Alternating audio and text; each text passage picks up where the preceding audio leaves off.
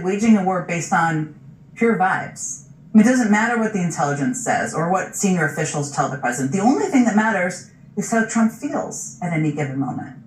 And at this point, Trump and his lackeys have no problem admitting this is all about Trump's big, big feelings.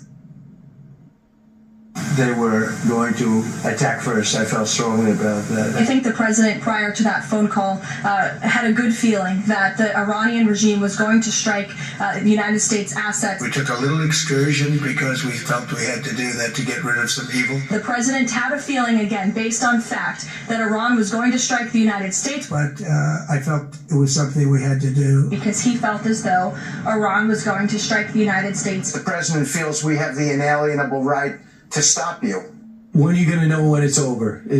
When I feel it. They should be very thankful that this group of people feels the way we do. The president felt that he had to strike first to prevent those mass casualties.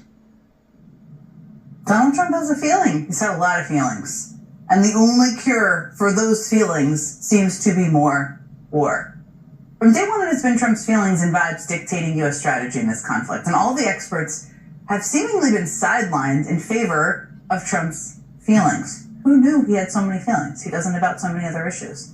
Now, Trump calls this war a little excursion and says it will take only 4 to 5 weeks. But just yesterday, Axios reported that sources both in the administration and in allied countries believe the war could last until September. That's another 6 months. Trump says he got everything under control in the Strait of Hormuz and that oil prices will come tumbling down once the war is over.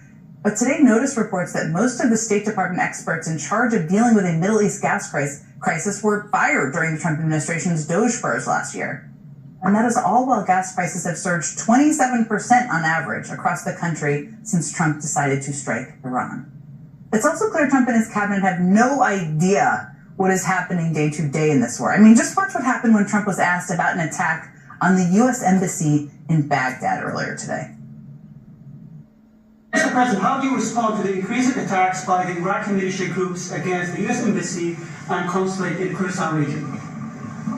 You want to answer that? Yeah. You want to? Yeah, well, Marco, obviously, Secretary of State, has control over the embassy.